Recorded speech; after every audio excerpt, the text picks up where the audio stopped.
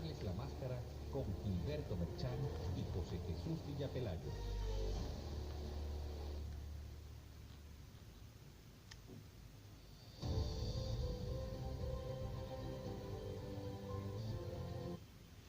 Un saludo bolivariano, queridos amigos y amigas, usuarios y usuarias de Enigmas del Poder y por supuesto del canal musical de la Radio Nacional de Venezuela. Hoy transmitiendo su programa Enigmas del Poder. Es una producción del grupo Visión Sur para el análisis geopolítico, con quien les habla José Jesús Villapelayo y Gilberto Merchán, quien hoy no puede estar en el programa. Dándole pues los buenos días. Estamos en unos momentos de severos acontecimientos a nivel mundial. Todos los escenarios geopolíticos que hemos descrito en este programa, que son como tableros de un ajedrez geopolítico que se mueve constantemente, que es muy dinámico y que tiene como evento principal los acontecimientos del referéndum que se llevó a cabo en Cataluña, esa provincia española que quiere independizarse.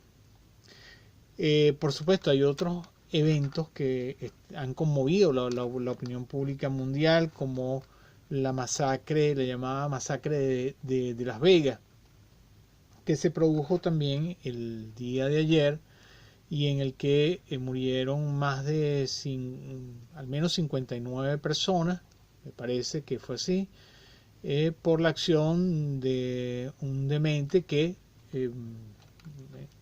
se está atribuyendo la acción de este señor al Estado Islámico. Bueno, ayer estaba viendo algunas entrevistas que se le hacían en un noticiero venezolano de televisión, que se le estaban haciendo a una señora de origen español que vive en Venezuela. Y me sorprendió mucho cuando se le preguntó, sobre el referéndum en Cataluña, que ella no supiera por qué se estaba realizando el referendo, pero tampoco por qué querían la independencia. Ella decía, yo no entiendo, yo no sé por qué se quieren independizar. Se ve que la señora no tenía idea alguna, ni de la historia de España, ni de las razones por las cuales una región o una provincia, en este caso española, quería independizarse. Este es un desconocimiento muy común entre los españoles, y yo imagino que así como las élites dominantes y coloniales tratan a toda costa de oscurecer la historia, de apagar el entendimiento, de colocar en un estado de oscuridad, como en el caso del mito de la caverna de Platón, de colocar en ausencia de la luz de la historia, y sobre todo de la historia real, no aquella que escriben los vencedores.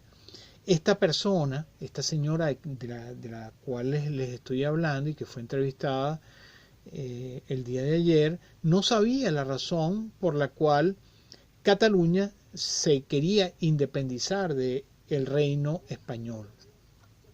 Esto es sumamente grave porque parece que es muy común entre los españoles la ignorancia.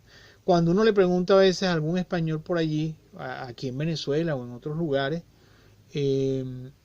sobre las diferentes provincias que son autónomas, la gente piensa que se trata de diferencias como las que existen aquí en Venezuela, entre los llaneros y los orientales, o entre los andinos y los zulianos.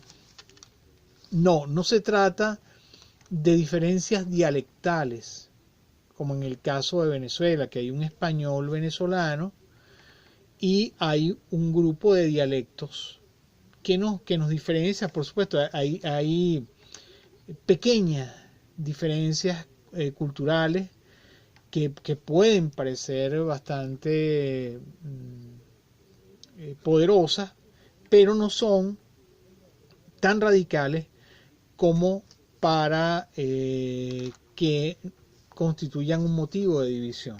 En el caso de España estamos en presencia de otra cosa. España no es una unidad, o puede llamársele una unidad dentro de una diversidad más que cultural.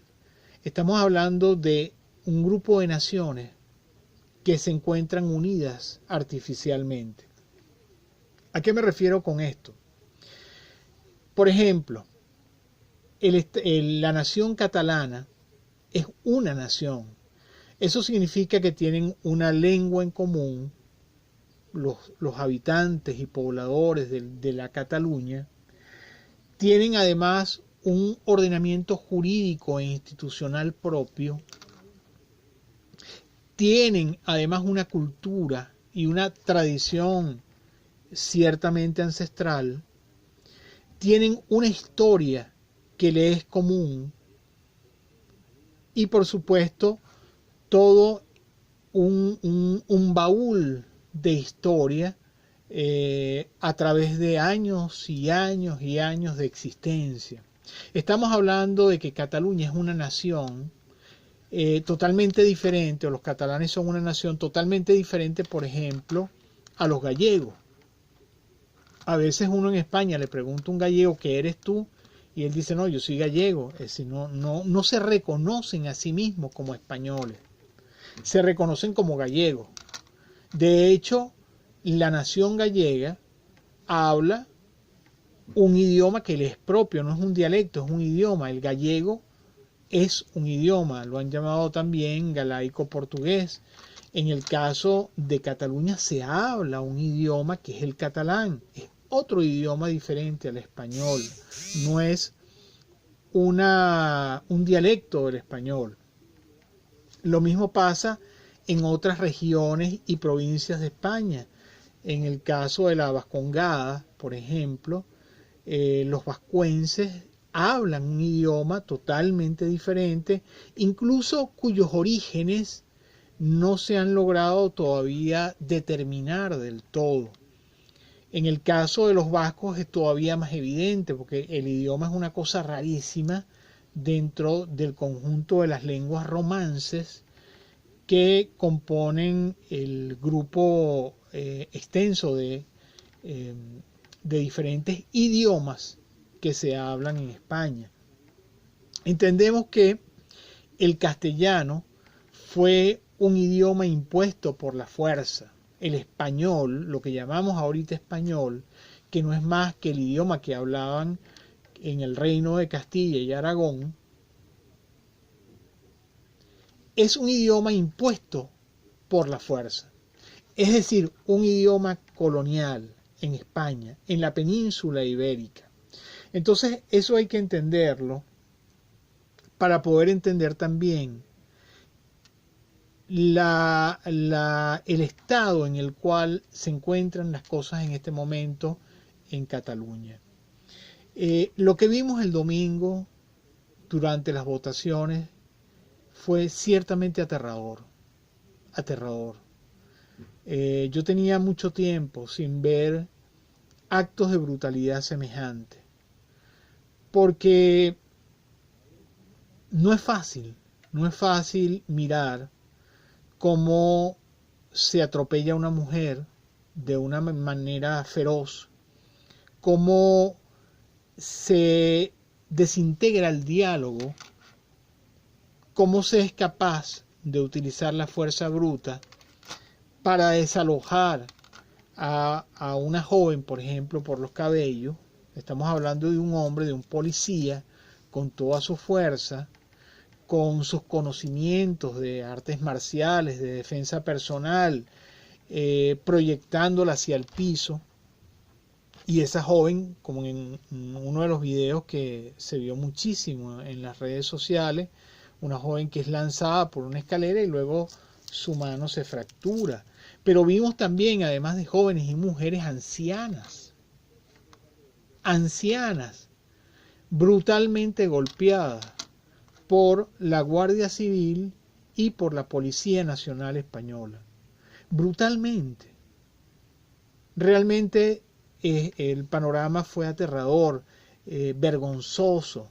Si hay una justicia poética, y yo creo que sí la hay, en todo esto que ha ocurrido, estriba básicamente en que el gobierno español de Mariano Rajoy, que es gallego, por cierto, ha intentado de todas las formas y a través de todas las vías y usando toda suerte de mecanismos de sembrar la idea en el público mundial de que en Venezuela hay una dictadura y que el presidente Maduro es un dictador y violador consecuente de los derechos humanos. Esa es básicamente la idea que se ha tratado de sembrar, colocando al Estado venezolano en la condición de un Estado fallido, en la condición de un Estado forajido y finalmente en la condición de un Estado canalla. Desdibujando, por supuesto, los logros muy evidentes de la revolución bolivariana en materia de defensa de los derechos humanos. Todos vimos que durante el referendo que hizo, o el plebiscito que hizo la oposición venezolana, esos derechos humanos no fueron conculcados. Vimos que la gente fue a sus ilegales o arbitrarios, no sé cómo llamarlos, centros de votación, pues y efectuaron, ejercieron un derecho. No fueron atropellados brutalmente, nadie fue a sacarlos de las colas, y menos a personas como en el caso de Cataluña que vimos el domingo pasado, personas que estaban en una actitud totalmente pasiva. Vamos a un corte de la estación y regresamos con más de Enigmas del Poder. Empezamos a desenredar misterios, enigmas del poder.